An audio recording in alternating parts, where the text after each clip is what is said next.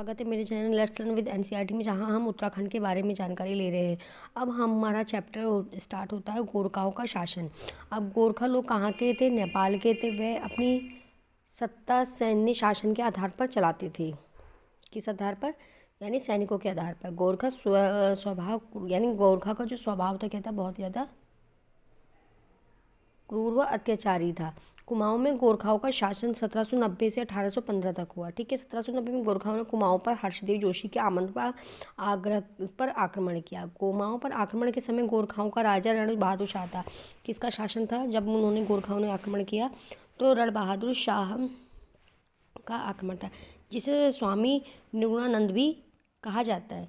आक्रमण के समय गोरखा सेना का नेतृत्व सुर सिंह थापा, जगजीत पांडे, अमर सिंह थापा आदि ने किया था। आक्रमण के समय कुमाऊं ने चंद्र राजा महेंद्र चंद्र का शासन था। यानी आक्रमण जब हुआ तो कुमाऊं में किसका शासन था? राजा महेंद्र चंद्र का। ठीक है,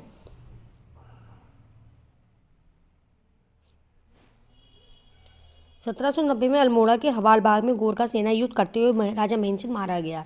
गोरखाओं से हवालबाग में युद्ध करते हुए कौन सा राजा मारा गया? तो महेंद्र चंद्र। उत्तराखंड में नेपाल के राजा स्वयं शासन। अब ये था कि जब गोरखाओं ने शासन किया था तो उनके जो नेता थे वो उस समय राज्य नहीं करते थे। उनके जो प्रतिनिधि थे वो उस चीज़ को अपने शासन चलाते थे। तो जो वहाँ पे जो उनके प्रतिनिधि थे जो शासन चलाते थे उनको क्या कहते थे? सूबेदार कहते थे। ठीक है, सूबेदार या सूबा कहा जाता था। ठीक है, ये आप ये याद कीजिए, जो वहाँ पे सूबेदार थे वो गोरखाओं के जो राजा था वो शासन नहीं करता, उनके प्रतिनिधि। तो उन प्रतिनिधि को क्या कहा जाता था? कि सूबेदार या सूबा कहा जाता था। ठीक है, अब है कुमाऊं में गोरखा सूबेदार। कुमाऊं में गोरखा सूबेदार। पहला क्वेश्चन आता है कि जो आपका गोरखा का जो कुमाऊं में पहला सूबेदार कौन था? तो जोगमल था। ठीक है, और एक अंतिम सूबेदार बमशाह चौतरिया था। ये आप याद रखिए। तो प्रथम सूबेदार जोगमल शाह, द्वितीय सूबेदार काजी नरसिंह के काल में मंगल की रात की घटना हुई थी। ठीक है, मंगल की रात की घटना किसके काल में हुई थी? काजी नरसिंह के काल में हुई थी। कुमाऊं का तृतीय सूबेदार अजब सिंह थापा ये था। इसके बाद अन्य सूबेदार रहे रुद्र सिंह, धोकल सिंह और गोरेश्वर ऋतुराज। कुमाऊं का अंतिम सूबेदार बमशाह चौतरिया था। गढ़वाल में गोरखाओं का शासन कौन था? तो 1804 से लेकर 1815 तक। लंगूरगढ़ का युद्ध कब हुआ? तो 1791 में। अभी हमने कब पढ़ा था इनका शासन कब उन्होंने आक्रमण किया? तो 1790 में था। ठीक है, अब इन्होंने कहा कि लंगूरगढ़ का युद्ध इन्होंने कब किया? 1791 में किया। ये आता है कि ये आपसे पूछा जाता है कि जो लंगूरगढ़ का युद्ध हुआ कौन सी तिथि में हुआ था? तो 1791 में गोरखाओं ने गढ़वाल पर किया था। ये लंगूरगढ़ का युद्ध भी कहा जाता है। बाड़ाहाट का युद्ध 1800 में गोरखाओं द्वारा गढ़वाल पर दूसरा आक्रमण था। बाड़ाहाट का युद्ध क्या था? गोरखाओं के द्वारा दूसरा आक्रमण। गोरखाओं के द्वारा गढ़वाल के विरुद्ध तीसरा युद्ध भी, जिसे चमुआ या चंबाक का युद्ध भी कहा जाता है। तो पहला क्या था? हाँ, तो जो गोरखाओं का पहला युद्ध क्या था? एक तो आपका लंगूरगढ़ था। ठीक है, ऐसे आप कीजिए बाड़ाहाट। तीसरा क्या था आपका? चमुआ। ठीक है, खुड़बुड़ा का युद्ध 14 मई 1804 में गोरखाओं ने देहरादून के खुड़बुड़ा नामक मैदान में आक्रमण किया। खुड़बुड़ा युद्ध कहाँ पे हुआ था? देहरादून में होता है, जिसे खुड़बुड़ा का युद्ध भी कहा जाता है। इस युद्ध में गोरखाओं की विजय हुई थी। गढ़वाल शासन प्रथम शाह की मृत्यु हो गई। कुमाऊं गढ़वाल में गोरखाओं का अब क्या हो गया? राज्य स्थापित हो गया। अब 1804 में खुड़बुड़ा के युद्ध के समय गोरखाओं का राजा गिवाड़ युद्ध विक्रम शाह था। जब आपका गोरखा लोग जीते तो हुआ क्या? तो विक्रम शाह जो गिवाड़ थे विक्रम शाह हुए। अब गढ़वाल में गोरखा सूबेदार अमर सिंह थापा गढ़वाल का प्रथम सूबेदार था। अमर सिंह थापा की नियुक्ति रण बहादुर शाह के द्वारा की गई। अमर सिंह थापा को नेपाल सरकार द्वारा काजी नामक उपाधि दी। तो काजी नामक उपाधि किसने ली? तो अमर सिंह थापा ने ली। ठीक है, अमर सिंह थापा की नियुक्ति रण बहादुर शाह के द्वारा की गई। अमर सिंह थापा को नेपाल सरकार के द्वारा काजी की उपाधि दी गई।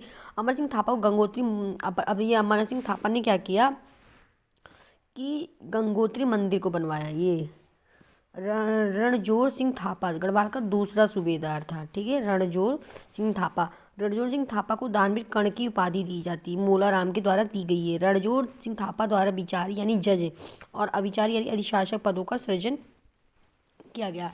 प्रश्न आता है कि विचारी और अविचारी पदों का सृजन किसने किया, तो रणजोर द्वारा किया गया, रणजोर सिंह थापा। हस्तिदल चौथरिया गढ़वाल का तीसरा सूबेदार था और इसने किसानों के लिए लगान दर की कम की थी, किसानों के लिए तकावी ऋण दिया था, ठीक है। यहाँ तक किसानों का लगान कम किसने, कौन से गोरखा शासक ने दिया, तो हस्तिदल चौथरिया ने दिया। अभी देखिए उत्तराखंड में गोरखाओं की शासन प्रणाली कैसी थी, ये क्वेश्चन है। तो गोरखाओं की शासन प्रणाली अपनी सत्ता सैन्य पर आधारित थी। गोरखाओं ने अपनी सेना को दो भागों में विभाजित कर दिया था, स्थायी और अस्थायी। स्थायी भाग को जागचा या जागरिया कहा जाता था, उस अस्थायी भाग को ढाकरिया या ढाकचा कहा जाता है। क्वेश्चन है कि जो जागचा या जागरिया क्या है, वो स्थायी भाग है, ठीक है। सेना के दो स्थायी और अस्थायी, और जो अस्थायी भाग को उनकी भाषा में क्या है, ढाकरिया या ढाकचा। गोरखा सेना का प्रमुख हथियार क्या था, खोखरी। गोरखाओं ने अपनी उर्वरता क्या था, भूमि के 5 भागों में विभाजित किया गया, एक में अबल, दम, सोम, चाहर और सुखवादी। गोरखाओं द्वारा जिस भूमि को दिया जाता था उसको क्या कहा जाता था, दस्तूर कहा जाता था, जिसको दे दिया जाता था, ठीक है। गोरखा सैनिक द्वारा मनमाने तरीके से कर की वसूली की जाती थी। गोरखाओं के जो सैनिक के थे वो इस प्रकार को बली या बारी कहा जाता था, यानी जो उनके सैनिक थे वो क्या करते थे, मनमानी तरीके से कर लेते थे। गोरखाओं को अपने शासनकाल में अल्मोड़ा में प्रथम अदालत की स्थापित किया। देखो अब गोरखाओं ने अपने शासनकाल में अल्मोड़ा में प्रथम अदालत स्थापित किया। मुकदमों का कार्य विचारी जज को दिया गया, ठीक है। इतिहासकार ट्रेल ने के अनुसार गोरखाओं के शासनकाल में अपराधी के हाथ या नाक काटते थे। गोरखाओं का शासनकाल में ब्राह्मणों के लिए भी दंड की व्यवस्था थी। ब्राह्मणों को देश निकाला या चुटिया काटना, जनेऊ उतारना आदि जैसी सजाएं दी जाती थी। देखिए गोरखाओं में ऐसा होता था ब्राह्मणों के लिए। गोरखाओं के शासनकाल में शिल्पकारों को सुनारों को सुनवार, नाई को नो, दासों को कठुआ कहकर पुकारा जाता है। देखिए नाम क्या दिया है इन्हीं लोगों ने। जो जाति व्यवस्था स्वयं मनुष्य ने की है। शिल्पकारों को कामी, सुनारों को सुनवार, नाई को नो और दासों को कठुआ कहकर पुकारा जाता था। उत्तराखंड में गोरखाओं की कर प्रणाली क्या थी, ये देखते हैं। गोरखाओं की आय का स्रोत भू राजस्व था। पुंगड़ी कर भूमि से संबंधित कर है। सोने फागुन कर उत्सव मनाने के लिए किया जाने वाला कर है। टीका भेंट कर विवाह और शुभ अवसरों में लिया जाने वाला कर है। मरो कर जिसका कोई पुत्र नहीं होता था उससे मरो कर लिया जाता था। देखिए तानकर कपड़ों पर लिया जाने वाला कर था। मोकर प्रत्येक परिवार से लिया जाने वाला कर था। बहता का छिपाई गई संपत्ति पर लिया जाने वाला कर। अधनी दफ्ती खस जाति के जमींदारों से लिया जाने वाला कर। मिछारी कर जगरियों व ब्राह्मणों से लिया जाने वाला कर था। रहता कर ये गांव छोड़कर भागने वालों से लिया जाने वाला कर। मांगा कर युद्ध के समय प्रजा से लिया जाने वाला कर। दोनिया कर प्रजा को अपने जानवरों को चराने के लिए लिया जाने वाला कर है। तिमारी कर प्रजा द्वारा सूबेदारों को दिया जाता था। कुशेही कर ब्राह्मणों पर जमीन हथियाने पर लिया जाने वाला कर। और सायर का सीमा करता। ये आप देखिए ये कुछ निम्नलिखित कर हैं जो गोरखाओं के द्वारा लिए गए हैं। ब्रिटिश शासन, अब देखते हैं कि उत्तराखंड में जो ब्रिटिश शासन कैसा था। सुदर्शन शाह ने क्या है कि सुदर्शन शाह ने 1815 में अंग्रेजों से गोरखों को उत्तराखंड से बाहर करने के लिए मदद मांगी। अंग्रेजों ने गोरखाओं से युद्ध करके उनका उत्तराखंड से बाहर किया और उत्तराखंड के अधिकतर क्षेत्रों पर अपना अधिकार कर लिया। सुदर्शन शाह को टिहरी का क्षेत्र दे दिया। अंग्रेजों ने उत्तराखंड के शासन करने के कई कमिश्नर नियुक्त भी हुए। अब जिसमें पहला है ई गार्डनर। ये कब से कब तक थे, यानी 1 साल के लिए थे, 1815 से 1816 में। कुमाऊं का पहला ब्रिटिश कमिश्नर कौन था, ई गार्डनर था। ई गार्डनर ने अंग्रेजों को पहला भूमि बंदोबस्त लागू किया। ई गार्डनर ने अल्मोड़ा से श्रीनगर तक डाक व्यवस्था लागू किया, ठीक है।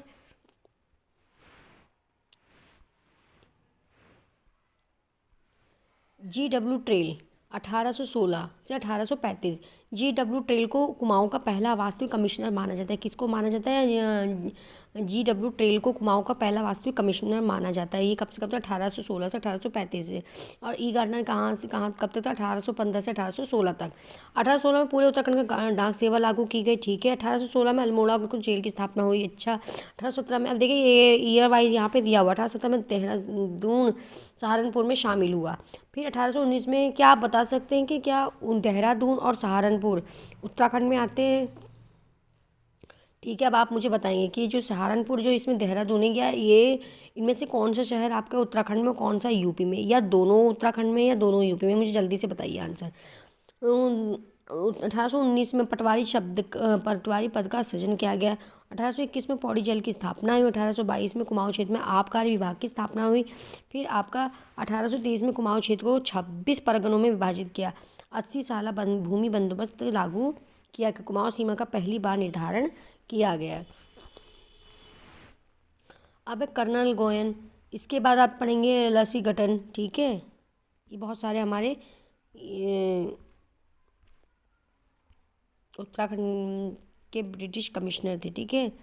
अब कर्नल गोयल 1836 से 1838 में कर्नल गोयल ने बाल विक्रय, महिला विक्रय, दास प्रथा जैसी कुप्रथाओं पर प्रतिबंध लगा दिया और अपराध घोषित इसे कर दिया। लसिंगटन 1839 में कुमाऊं कमिश्नर का गठन किया गया। कुमाऊं कमिश्नरी मुख्यालय कहाँ था? अल्मोड़ा जे एन बेटन 1848 से 1856 में। 1854 में कुमाऊं कमिश्नर का मुख्यालय नैनीताल को बनाया गया। जे एन बेटन को के समय को कुमाऊं कमिश्नर का स्वर्णयुग कहा जाता है। जे एन बेटन के समय कुमाऊं कमिश्नरी का स्वर्णयुग कहा जाता है, ये याद रखिए। हेनरी रेमजे इंपॉर्टेंट है। हेनरी रेमजे 1856 से 1884। हेनरी रेमजे ने 1857 की क्रांति के समय ब्रिटिश कुमाऊं कमिश्नर स्थापित किया। हेनरी रेमजे के समय अंग्रेजों का स्वर्णकाल कहा जाता है। हेनरी रेमजे का कुमाऊं का बेताज बादशाह कहा जाता है। इन्हें महाराजा रामजी के राम नाम से भी जाना जाता है। ये कुमाऊं के सर्वाधिक लोकप्रिय कमिश्नर थे, ठीक है। 1863 में बिकेट नामक भूमि बंदोबस्त किया। इस बंदोबस्त में प्रथम बार वैज्ञानिक पद्धति का प्रयोग किया गया। फिशर, इनका शासन 1884 से 1885 रहा।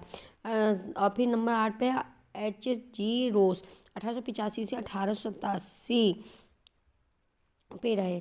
फिर है इनका काम क्या था, ये देखिए। इनका वर्ग था भारतीय राष्ट्रीय कांग्रेस की स्थापना के समय 1885 में GS रावत ब्रिटिश कुमाऊं का कमिश्नर था। 1887 में गढ़वाल राइफल की स्थापना के समय HS रावत ब्रिटिश कुमाऊं का कमिश्नर थे, ठीक है। JR ग्रेग ने 1887 से 1879 में हथियारों को रखने के लिए 1889 में लाइसेंस नीति अपनाई। लाइसेंस नीति कब अपनाई गई? 1879 में। और ये किसके शासन में था? ये कौन से कमिश्नर के? JR ग्रेग के। GE आस्किन 1879 से लेकर 1892 में नैनीताल जनपद का गठन हुआ। ये इम्पॉर्टेंट है, ये आपका इम्पॉर्टेंट है। 1891 से, ठीक है, नैनीताल जनपद का गठन हुआ। DT गेप्टर्स 1894 में नीति लागू की गई। 1993 मुक्तेश्वर पशु अनुसंधान संस्था की स्थापना की गई। ये प्रश्न बनता पशु मुक्तेश्वर में। अब ये है पशु अनुसंधान की स्थापना कब गई? संस्थान, ठीक है। यहाँ पे आधा सौ आना था। तो संस्थान की कब है? 1993 यानी 1993 में मुक्तेश्वर। कहाँ पे? मुक्तेश्वर। ई ग्रिज इनका 94 से 98 तक था। RE हैमलिन में 1899 से 1902 तक, ठीक है। फिर 1899 से 1900 में देहरादून में रेल आगमन। 1901 में गढ़वाल यूनियन की स्थापना की गई। 1902 में 1903 तक नैनीताल जेल की स्थापना की गई। AMW शेक्सपियर 1903 से 1905 में AMW शेक्सपियर के समय में उत्तराखंड के पहले गढ़वाली, अब यहाँ पे ऐसा है किसके समय में पहले गढ़वाली समाचार का प्रकाशन हुआ? तो ये है AMW शेक्सपियर। इनका शासनकाल क्या था? इनका शासनकाल था 1903 से 1905 तक। फिर जे एम कैंपबेल 1906 से लेकर 1913 तक। 1906 में विद्युत परियोजना ग्लोगी का कार्य पूर्ण हुआ था। यह देश का सबसे पुराना जल विद्युत परियोजना था। ठीक है। 1908 में जोधपुर सिंह नेगी के द्वारा कुली एजेंसी की स्थापना की गई। 1909 में कुमाऊं गवर्नमेंट गार्डन की स्थापना हुई। 1912 में अल्मोड़ा कांग्रेस की स्थापना हुई। 1913 में अल्मोड़ा में होम रूल लीग की स्थापना हुई। ठीक है, ये इंपॉर्टेंट लाइन्स हैं, ये आपको लर्न करनी है। अब है आपका कौन से 60 नंबर पे जो कमिश्नर पी विडम। 1915 में गांधी ने सर्वप्रथम हरिद्वार की यात्रा की थी। 1915 में 1916 में गांधी जी ने देहरादून की यात्रा की थी। 30 सितंबर 1916 में कुमाऊं परिषद की स्थापना की गई। 1921 में ईस्वी में कुली बेगार का अंत हुआ। 1923 में कुली एजेंसी की समाप्ति हुई। फिर हमारा क्या आता है, एनसी स्टिफ। इनका शासन कब से था? 1925 से 1931। 1929 में नायक बालिका रक्षा कानून बना। 1929 में गांधी जी ने कुमाऊं के विभिन्न स्थानों हल्द्वानी, अल्मोड़ा, बागेश्वर, कोसानी आदि की यात्रा की और कई सभाएं भी की। ठीक है, आप मेरी वीडियो को जूम करके देखेंगे तो पूरी क्लियर आएगी। ठीक है। 23 अप्रैल 1930 में पेशावर कांड हुआ था। 30 मई 1930 को टिहरी रियासत में रवाई कांड घटित हुआ। ठीक है, क्या कांड घटित हुआ? रवाई कांड घटित हुआ था। 30 मई 1930 को टिहरी रियासत में रवाई कांड घटित हुआ था। फिर A.L. स्टब्स 1931 से 1933 से। L.O. गोयन का 1933 1956। जिनके इंपॉर्टेंट वर्क है बस वही शो है यहाँ पे। A.W. वाटसन 1933 से 1935। 1937 में शांतिलाल त्रिवेदी ने अल्मोड़ा के चनौदा नामक स्थान पर गांधी आश्रम की स्थापना की थी। G.L. बियन ने 1939 में 1941 तक, ये यहाँ पे है। टी.जे.सी. एक्टन 1941 से 1943 तक इनका शासन रहा। फिर टी.जे.सी. एक्टन 1942 में भारत छोड़ो आंदोलन में ब्रिटिश कमिश्नर थे। ठीक है। फिर यहाँ पे W. फिनले का शासन 1943 से 1947 तक। K.L. मेहता। अब आते हैं हमारे इंडिया के 1947 से 1948। 1947 में भारत की स्वतंत्रता के कुमाऊं का प्रथम भारतीय कमिश्नर कौन थे? तो K.L. मेहता थे। ये क्वेश्चन आपका इंपॉर्टेंट है कि भारत की स्वतंत्रता के समय हमारे पहले भारतीय कमिश्नर कौन थे? K.L. मेहता। K.L. मेहता। ठीक है।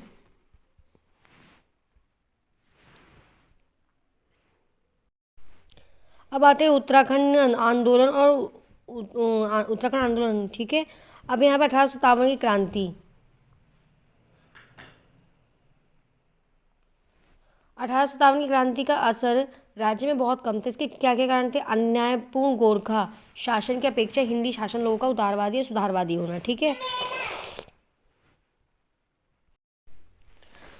तो कुमाऊं कमिश्नर रेमजे कुशल और उदारवादी शासक थे। गढ़वाल नरेश का अंग्रेजों के प्रति भक्ति भाव। राज्य में शिक्षा, संचार और यातायात के साधनों में कमी थी। उत्तराखंड का प्रथम संग्राम सेनानी कौन था? तो उत्तराखंड का प्रथम संग्राम सेनानी कालू मेहरा। चंपावत जिले के बिसुंग लोहाघाट निवासी गांव के निवासी कालू मेहरा ने कुमाऊं के एक गुप्त संगठन क्रांतिवीर बनाया जो अंग्रेजों के खिलाफ आंदोलन चलाया गया। कालू मेहरा को उत्तराखंड का प्रथम स्वतंत्रता संग्राम सेनानी कहा जाता है। प्रथम स्वतंत्रता संग्राम सेनानी कौन है? कालू मेहरा। ठीक है। डिबेटिंग क्लब अल्मोड़ा खबर, ये 1870 में अल्मोड़ा में डिबेटिंग क्लब की स्थापना की गई। क्या की गई? 1870 में अल्मोड़ा में डिबेटिंग क्लब की स्थापना। 1871 में अल्मोड़ा अखबार का प्रकाशन किया गया जिससे कुमाऊं क्षेत्र का राजनीतिक चेतना का विकास हुआ। डिबेटिंग क्लब और अल्मोड़ा खबर अखबार की स्थापना किसने की? तो बुद्धि बल्लभ पंत ने की। बुद्धि बल्लभ पंत के बाद सनानंद सनवाल मुंशी इम्तियाज अली, जीवनानंद जोशी, विष्णुदत्त जोशी संपादक रहे, लेकिन यह अखबार सरकार समर्थक ही रहा। अब 1913 में बद्रीदत्त पांडे अल्मोड़ा अखबार के संपादक बने। ठीक है। बद्रीदत्त पांडे ने अल्मोड़ा अखबार को साप्ताहिक किया और स्वतंत्रता आंदोलन से इसे जोड़ दिया। 14 जुलाई 1913 को अल्मोड़ा अखबार ने कुली बेगार प्रथा व जंगलात नीति के विरोध में लेख छाप दिया।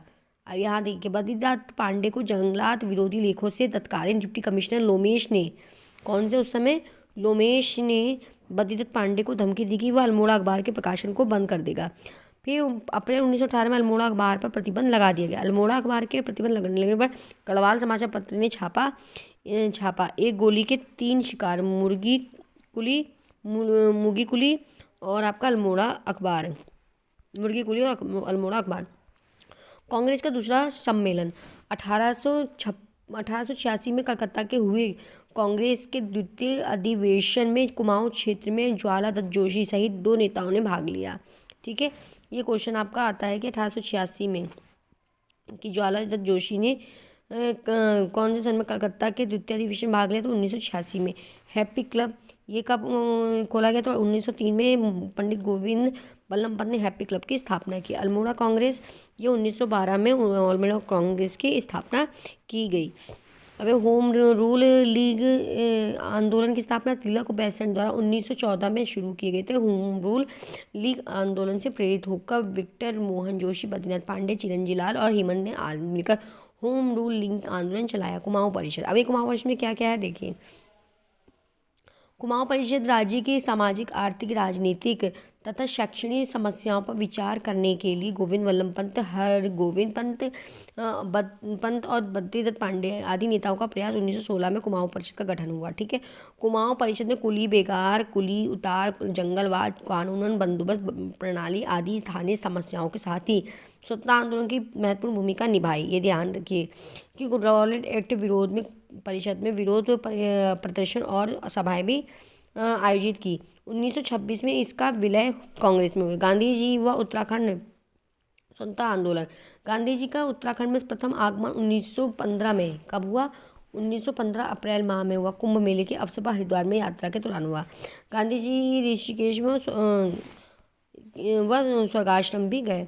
गांधी जी दोबारा 1916 में उत्तराखंड की स्थापना पर आए, यात्रा पर आए और तथा हरिद्वार में गुरुकुल कांगड़ी विश्वविद्यालय के में व्याख्यान दिया। ठीक है, 1916 में गांधी जी ने देहरादून की यात्रा की। 1 अगस्त 1920 में गांधी जी ने असहयोग आंदोलन की शुरुआत की। कुमाऊं परिषद ने अपने चौथे अधिवेशन में कुमाऊं को पूर्ण समर्थन दिया और असहयोग लाने की घोषणा की। 14 जून क्या है, अब 14 जून 2 जुलाई 1930 तक गांधी जी ने कुमाऊं को ही प्रथम यात्रा की। उनका उत्तराखंड का तीसरी यात्रा थी। इस यात्रा के दौरान गांधी जी ने कुमाऊं क्षेत्र के हल्द्वानी, अल्मोड़ा, बागेश्वर, कौसानी आदि क्षेत्रों में भ्रमण किया। अब गांधी जी ने कौसानी में 12 दिन का प्रवास में अनाशक्ति योग नाम से गीता की भूमिका लिखा। कौसानी में ही गांधी जी ने यंग इंडियन नवजीवन नामक पत्रिकाओं के लिए कुछ लेख भी लिखा। गांधी जी ने कौसानी को भारत का स्विट्जरलैंड कहा। ये पूछा जाता है क्वेश्चन, भारत का स्विट्जरलैंड कौन सा है, तो कौसानी। और किसने कहा है, गांधी जी ने कहा है। ठीक है,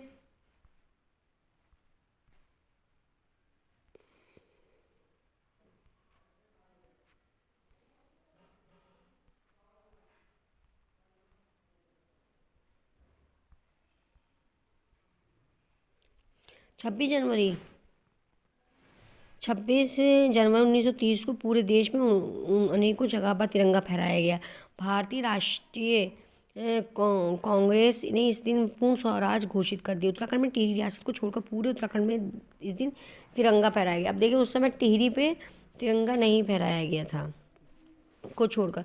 12 मार्च 6 अप्रैल को 1930 में गांधी जी के द्वारा चलाई गई दांडी यात्रा में गांधी जी के साथ 78 सत्याग्रहियों में से 3 व्यक्ति ज्योतिराम कांड पर भैरव जोशी और गोरखवीर खड़क बहादुर उत्तराखंड के थे। शांति त्रिवेदी ने सोमेश्वर जो थे अल्मोड़ा के थे, उन्होंने चनोदा में गांधी आश्रम की स्थापना की। वह स्थान स्वतंत्रता आंदोलन के दौरान राजनीतिक गतिविधियों चेतना का प्रमुख केंद्र बन गया था।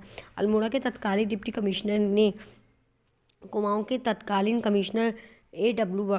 इवसन को लिखा था कि जब तक यह आश्रम चालू है इस क्षेत्र में ब्रिटिश शासन का चलाना मुश्किल है। ये चलाना यानी उसका शासन मुश्किल है। 2 सितंबर 1942 में कमिश्नर ने गांधी आश्रम को ताला लगवा दिया। अब ब्रिटिश गढ़वाल का पहला राजनीतिक सम्मेलन, ब्रिटिश गढ़वाल का पहला राजकीय सम्मेलन,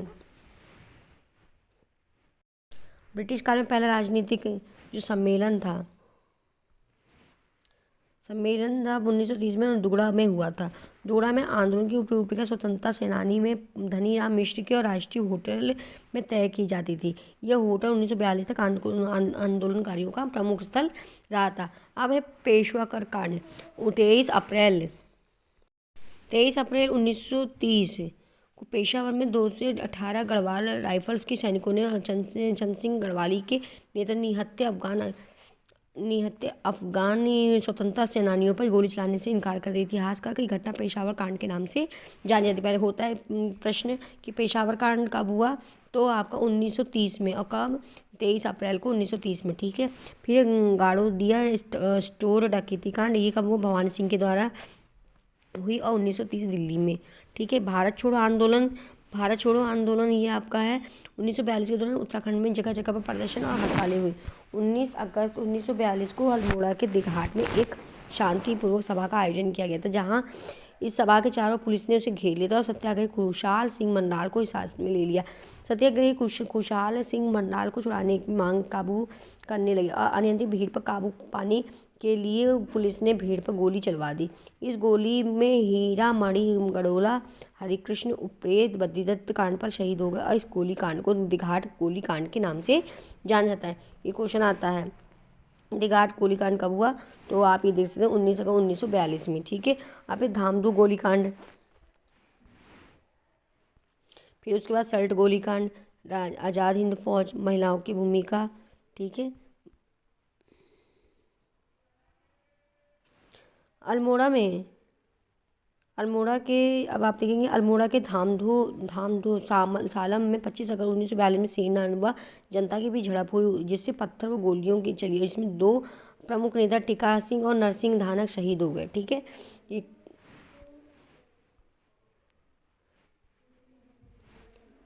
फिर है सल्ट गोलीकांड।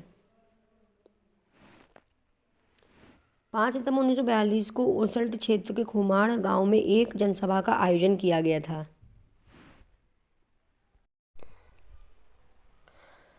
तो आप देख सकते हैं कि कुमाऊं कमिश्नर एमजे के कुशल उदारवादी था। यहाँ तक हमने आपको पढ़ा दिया था। ठीक है। कालू मेहरा का भी हमारा हो गया था। डिबेटिंग क्लब के बारे में, अल्मोड़ा के बारे में हमारा ये हमने डिस्कस कर लिया है। ठीक है। कोसानी के बारे में भी हमने डिस्कस किया, इन्होंने क्या क्या कहा। ठीक है।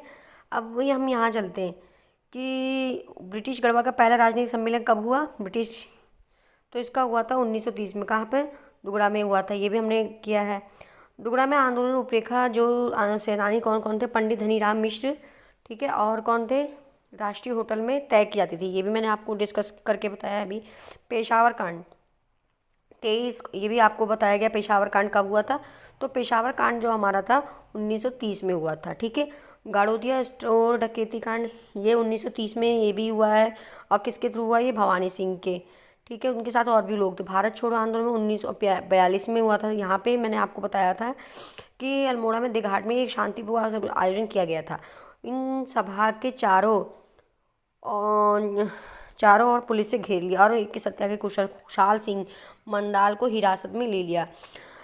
सत्याग्रही खुशहाल सिंह मंडाल को छुड़ाने की मांग करने लगे। अनियंत्रित भीड़ पर काबू पाने के लिए पुलिस ने भीड़ पर गोली चलवा दी। ठीक है। इस गोली कांड में हीरामणि गडोला, हरिकृष्ण उप्रेत, बद्रीदत्त कांडपाल शहीद हो गए और गोलीकांड को क्या कहते हैं, दुघाट गोलीकांड के नाम से जाना जाता है। धामदू गोलीकांड में क्या हुआ, 25 अगस्त 1942 में सेना व जनता के बीच में झड़प हुई, जिसमें पत्थर व गोलियां चली। संघर्ष में 2 प्रमुख नेता टिका सिंह और नरसिंह धानक शहीद हो गए। सल्ट गोलीकांड हुई। ये सल्ट गोलीकांड कब हुआ, तो 1942, 5 सितंबर 1942 में हुआ है। ठीक है। ये कुमाड़ गांव में हुआ जनसभा को आयोजन करते समय। फिर यहाँ पे आप देखेंगे आंदोलनकारी जुलूस को देखते हुए ब्रिटिश अधिकारी जॉनसन ने भीड़ को हटने का आदेश दिया, लेकिन आंदोलनकारियों पर जॉनसन की धमकी और उसका कोई असर नहीं पड़ा। ब्रिटिश सेना ने भीड़ पर गोली चलवा दी, जिस गोली कांड में गंगाराम खीमादेव नामक 2 सगे भाई शहीद हो गए। कुमाड़ गांव ने 5 सितंबर को शहीद स्मृति के रूप में मनाया जाता है। ठीक है। अब स्वाधीनता आंदोलन में सल्ट की भूमिका के लिए इसमें महात्मा गांधी को कुमाऊं का बारदोली की पदवी से विभूषित किया गया। ये है कुमाऊं का बारदोली किसे कहा जाता है जी? महात्मा गांधी को कहा जाता है। ये बहुत इम्पॉर्टेंट क्वेश्चन है। ये पूछा जाता है कि महात्मा गांधी जो है उनको कुमाऊं का बारदोली कहा जाता है। ठीक है, ये आता है क्वेश्चन। फिर आज़ाद हिंद फौज।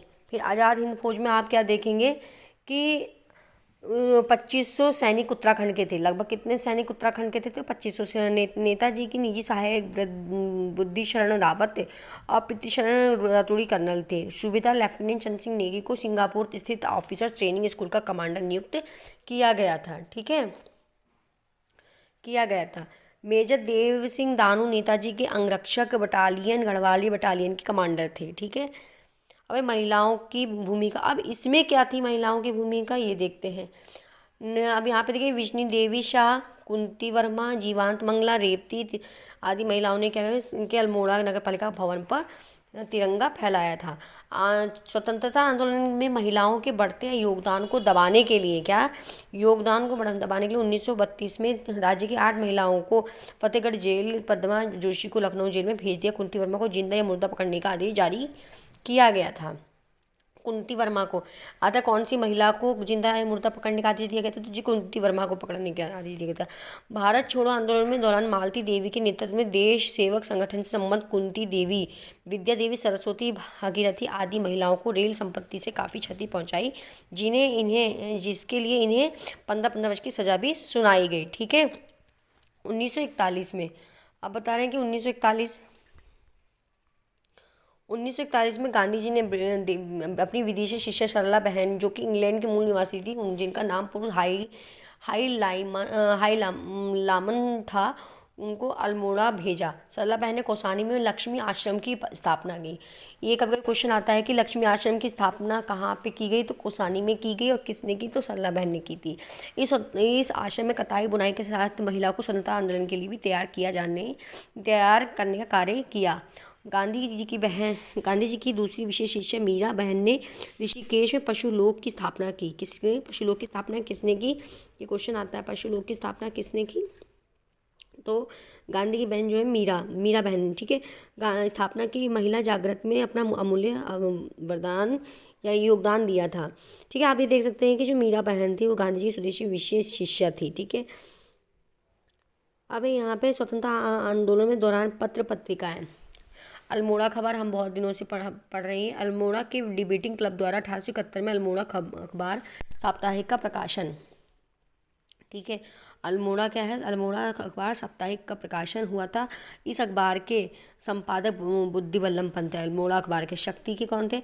अल्मोड़ा अखबार के बंद होने के सितंबर में 1918 में बद्रीदत्त पांडे ने कौन सी अखबार निकाला? शक्ति नामक। और गढ़वाली में 1905 में गढ़वाली यूनियन द्वारा देहरादून में पंडित गिरिजादत्त निथानी ने संपादक तो गढ़वाली नामक अखबार का प्रकाशन शुरू कर दिया था। इस अखबार में राष्ट्रवाद को बढ़ावा दिया गया। फिर है कर्मभूमि भक्ति दर्शन और भैरव दत्त के संपादकत्व में दर्शन सन 1939 में लैंडस्टोन ने प्रकाशित कर्मभूमि मासिक पत्रिका का प्रकाशित हुई। युगवाणी 1941 में देहरादून में युगवाणी नामक मासिक पत्रिका प्रकाशित हुई। इस पत्रिका में स्वतंत्रता आंदोलन की गति प्रदान की गई। ठीक है, कूली बेगार प्रथा। आम आदमी से कूली का काम लिया जाना, उसके बदले पारिश्रमिक भी नहीं दिया जाना, इसे कहा जाता है कूली बेगार।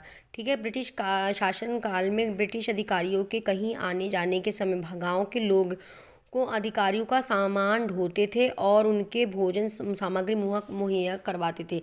जबकि और ये सब होता था, लेकिन जनता जो उसके बदले वहाँ की जनता उनको कुछ भी नहीं देते थे। विभिन्न ग्राम प्रधानों का ये दायित्व दिया जाता था कि एक निश्चित अवधि के लिए निश्चित संख्या में शासक वर्ग कुली उपलब्ध कराए। इसके लिए उनके पास एक रजिस्टर भी होता था जिसमें गांव के सभी व्यक्तियों का नाम लिखे जाते थे। सभी को बारी बारी से ये काम करना होता था और वो बाध्य भी किया, अगर किसी का मन नहीं होता तो उसके लिए उनको बाध्य किया जाता था और ये वहाँ के लिए ज़रूरी हो गया था। अब कुली बेगार आंदोलन 1903 में लॉर्ड कर्जन कुमाऊं व गढ़वाल की यात्रा पर आए और गिरवाण के गौरी दत्त विष्णु व महंत नारायण दास ने उनसे मुलाकात कर कुली बेगार व जंगलात कानून पर चर्चा की। 1904 में इलाहाबाद उच्च न्यायालय से बेगार प्रथा को अवैध घोषित किया। क्या किया? अवैध घोषित किया गया। ठीक है, 1908 में जाद नेगी ने कुली जैसी एजेंसियों की स्थापना का उसका मुख्यालय पीड़ा क्या किया था, पौड़ी में उठाया, मुख्यालय कहाँ उठाया, पौड़ी में बनाया। फिर आया यहाँ पे फिर से देखिए 1908 में जौहर सिंह नेगी ने कुली एजेंसी की स्थापना की और इसका मुख्यालय पौड़ी में बनाया, जिसका बीड़ा उन्होंने ले रखा था।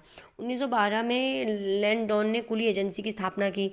1913 में रुद्रप्रयाग में कुली एजेंसी की स्थापना की गई। 14 जुलाई 1913 में अल्मोड़ा अखबार के संपादक बद्रीदत्त पांडे ने कुली बेकार व जंगलात विरोधी कानून के विरोध में एक लेख छापा, जिसमें कहा गया कि जंगलात कानून हमारी आर्थिक गतिविधियों पर असर करता है, लेकिन बेकार प्रथा हमें मानसिक रूप से पीड़ित करती है। अब है 1920 में कुमाऊं परिषद के चौथे अधिवेशन में हरगोविंद पंत की अध्यक्षता में कुली बेकार प्रथा को समाप्त करने का प्रस्ताव रखा गया। 1920 में बद्रीदत्त पांडे ने कोलकाता जाकर गांधी जी से मुलाकात की और कुली बेगार प्रथा से अवगत कराया। फिर 1 जनवरी 1921 में कत्यूर के चामी गांव के हरू मंदिर में 400 लोगों ने एक साथ बेगार न देने की शपथ ली।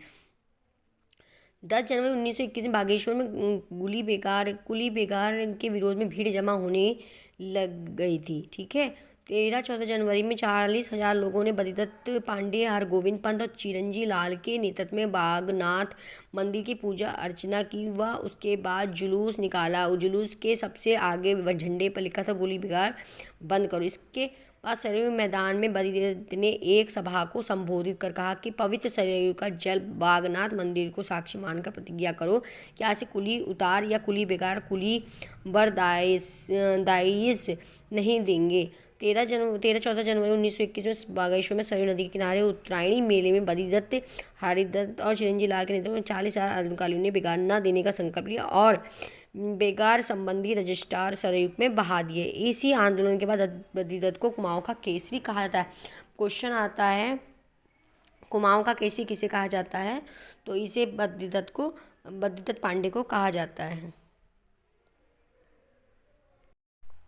टी राज्य आंदोलन। उत्तराखंड में जब गोरखाओं का शासन चल रहा था तो 1815 में अंग्रेजों की मदद से उत्तराखंड में प्रद्युम्न शाह के पुत्र सुदर्शन शाह ने गोरखाओं को खदेड़ दिया। ठीक है।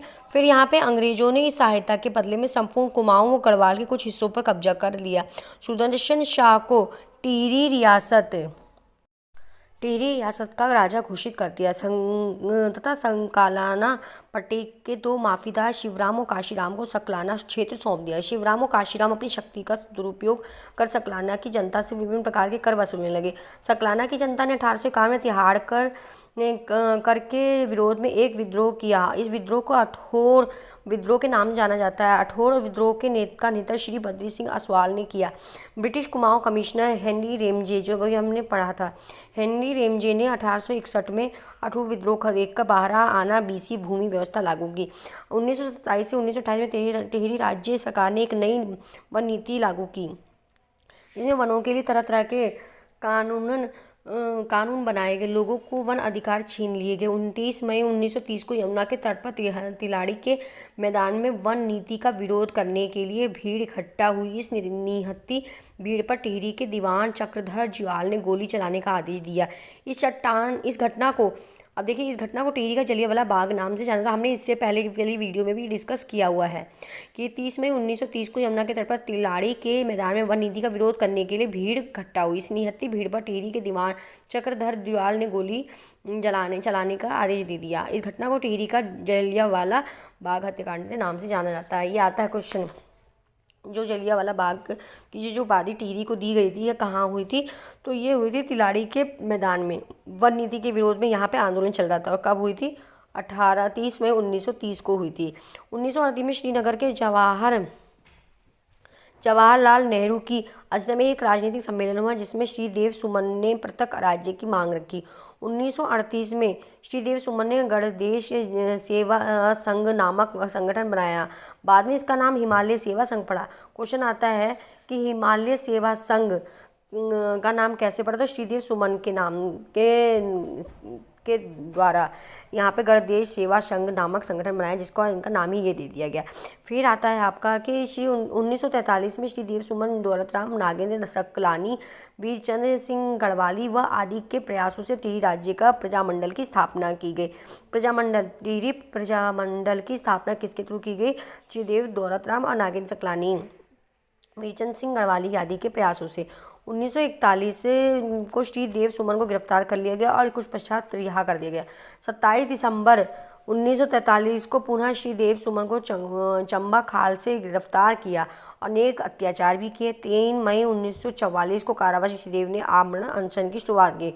25 जुलाई 1944 को 84 दिनों की भूख हड़ताल के बाद श्रीदेव सुमन की मृत्यु हो जाती है। 1948 में कीर्तिनगर में विशाल रैली उमड़ जाती है। कीर्तिनगर आंदोलन में नागेंद्र सकलानी व भोलाराम शहीद हो गए। फिर उसके बाद आप देखेंगे कि इन परिस्थितियों को देखकर राजा मानवेंद्र शाह ने 1949 में विलीनीकरण पत्र पर हस्ताक्षर कर दिया और 1 अगस्त 1949 को टिहरी संयुक्त प्रांत उत्तर प्रदेश का एक जिला बन गया। उत्तराखंड पृथक राज्य हेतु आंदोलन 5 से 6 मई 1938 में जवाहरलाल नेहरू की अध्यक्षता में कांग्रेस का विशेष अधिवेशन श्रीनगर में। अधिवेशन में पहली बार गढ़वाल और कुमाऊं को जोड़कर एक अलग राज्य बनाने की बात उठाई गई। अब 1938 में गढ़ देश सेवा संघ की स्थापना की गई, किसके थ्रू? श्रीदेव सुमन ने दिल्ली में की। ठीक है, फिर यहाँ पे गढ़ देश सेवा संघ का नाम के बाद में हिमालय सेवा संगठन रख दिया गया। हल्द्वानी में 1946 बद्रीदत्त पांडे की अध्यक्षता में कांग्रेस का सम्मेलन हुआ और जिसमें कौन थे? अनुसुईया प्रसाद बहुगुणा ने गढ़वाल कुमाऊं को अलग क्षेत्रीय भाग बनाने की मांग की। बद्रीदत्त पांडे ने उत्तरांचल के पर्वतीय भूभाग को विशेष वर्ग में रखने की मांग उठाई। 1952 में पूरन चंद्र जोशी द्वारा भारतीय कम्युनिस्ट पार्टी के महासचिव भारत सरकार को उत्तराखंड को एक अलग राज्य बनाने की मांग को लेकर ज्ञापन भेजा था। फिर 1950 में भारतीय विकास जन समिति नामक एक संगठन बनाया गया, जिसका उद्देश्य हिमाचल उत्तरांचल को मिलाकर एक वृहद हिमालय राज्य बनाना था। 1955 में फजल अली आयोग के द्वारा उत्तर प्रदेश के पुनर्गठन करने तथा एक अलग क्षेत्र बनाने की बात रखी गई थी। किसके द्वारा रखी गई थी? तो ये फजल अली आयोग। प्रश्न आता है कि उत्तर प्रदेश को पुनर्गठन करने और उनको एक अलग क्षेत्र बनाने की बात किसने रखी थी? फजल अली आयोग ने। 1957 में टिहरी रियासत में अंतिम राजा मानवेंद्र शाह ने भी अपने स्तर से अलग राज्य बनाने का आंदोलन में आरंभ कर दिया था। उन्होंने भी अपनी बात रख दी थी और इस आंदोलन में ये अपना योगदान देने लगे। 24 और 25 जून में 1967 को रामनगर को आयोजित सम्मेलन में पर्वतीय राज्य परिषद का गठन किया गया, जिसके अध्यक्ष दयाकृष्ण पांडे को बनाया गया और गोविंद सिंह महरा को उपाध्यक्ष तथा नारायण दत्त सुंदरियाल को महासचिव बनाया गया था।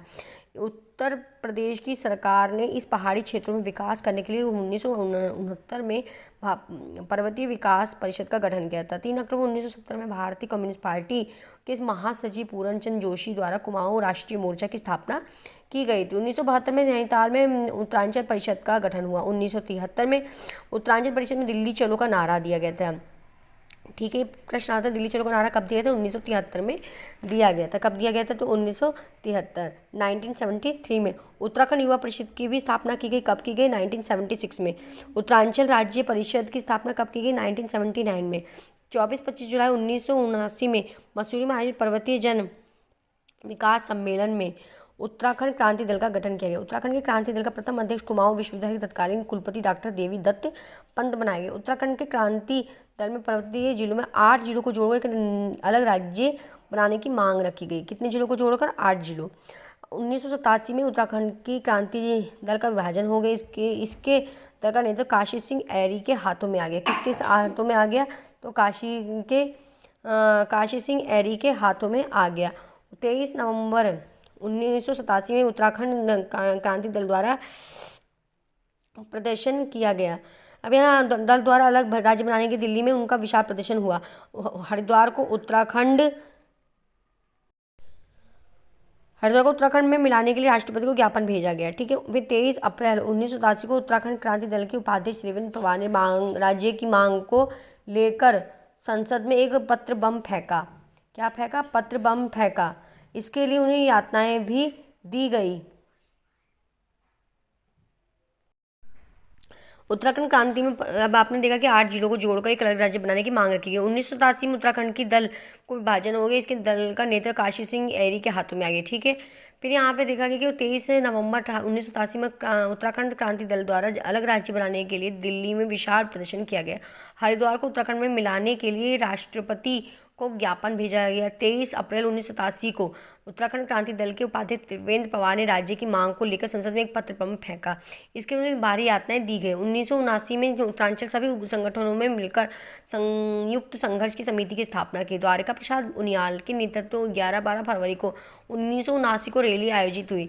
1990 में जसवंत सिंह बिष्ट ने उत्तराखंड क्रांति दल के विधायक के रूप में उत्तर प्रदेश की विधानसभा में पृथक राज्य का पहली बार प्रस्ताव रखा। 1992 में चमोली में उत्तराखंड क्रांति दल का अधिवेशन हुआ। इस अधिवेशन में एक दस्तावेज जारी किया जिसमें गैरसैंण के राज्य को क्या कहा गया कि गैरसैंण का जो राज्य है उसे राजधानी घोषित कर दिया गया।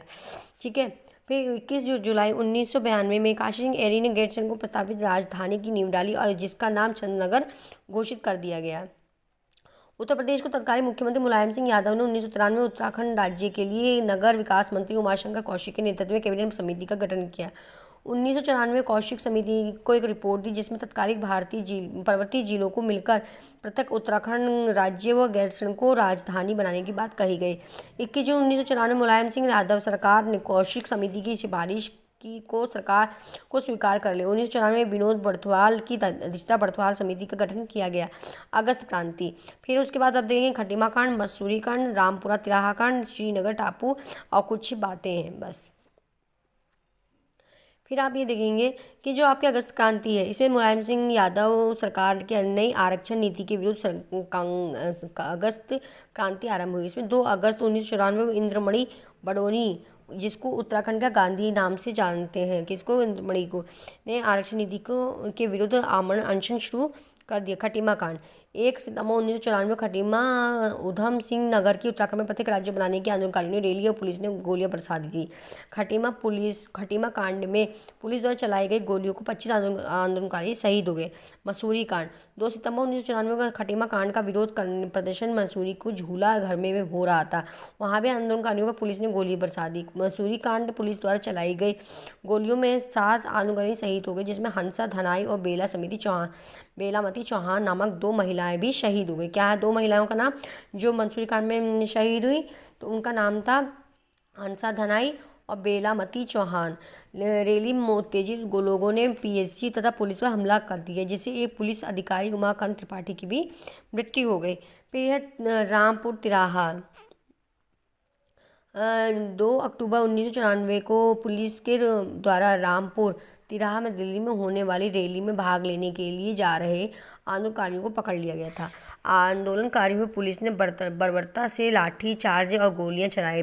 महिलाओं के साथ भी पुलिस ने अभद्र व्यवहार किया। इसमें से कई लोगों ने प्राण गंवाए। इस घटना में क्रूर शासक की क्रूर साजिश की संज्ञा दी जाती है। 25 जनवरी 1995 पुलिस उत्तरांचल देहरादून संचालन समिति ने उच्चतम न्यायालय की राष्ट्रपति भवन तक संविधान बचाओ यात्रा चलाई थी। क्या है क्वेश्चन कि जो आपका संविधान बचाओ यात्रा चलाई गई थी कब चलाई गई? तो 25 जनवरी 1995 में। ठीक है। श्रीनगर टापू कांड, ये है 10 नवंबर 1995 श्रीनगर स्थित श्रीयंत्र टापू आमरण अनशन पर बैठे आंदोलनकारियों पर पुलिस ने लाठीचार्ज कर दिया जिसमें 2 आंदोलनकारी यशोधरा बेजवाल व राजेश रावत शहीद हो गए। अब इसके जो इम्पोर्टेंट पॉइंट है ये आपके लास्ट हैं। 15 अगस्त 1996 में तत्कालीन प्रधानमंत्री HD देवगौड़ा ने क्या किया? उत्तराखंड को एक अलग राज्य बनाने की घोषणा दिल्ली के लाल किले से की थी। 27 जुलाई 2000 को लोकसभा के उत्तर प्रदेश पुनर्गठन विधेयक को पेश किया गया था। 1 अगस्त 2000 को विधेयक लोकसभा में पास किया कर दिया। 10 अगस्त 2000 को विधेयक राज्यसभा में पास कर दिया। 28 अगस्त 2000 को तत्कालीन राष्ट्रपति श्री R.K. नारायण ने इस विधेयक को मंजूरी दे दी। 9 नवंबर 2000 को उत्तरांचल नाम से 27वां राज्य स्थापित हुआ और फिर आपका उत्तरांचल को अस्थायी राजधानी देहरादून को बनाया गया और पहले अंतरिम मुख्यमंत्री श्री नित्यानंद स्वामी ने इस पद को गोपनीयता की शपथ ली और 1 जनवरी 2007 को उत्तरांचल का नाम बदलकर उत्तराखंड कर दिया गया। तो आपको मेरी वीडियो कैसे लगी इसके लिए आप मुझे लाइक सब्सक्राइब कीजिए, ज़्यादा शेयर कीजिए, कमेंट करके मुझे बता दीजिए और अभी आपको इसके बारे में कितनी जानकारी चाहिए और मेरे चैनल को लाइक सब्सक्राइब कीजिए, ज़्यादा से ज़्यादा मोटिवेट कीजिए। धन्यवाद।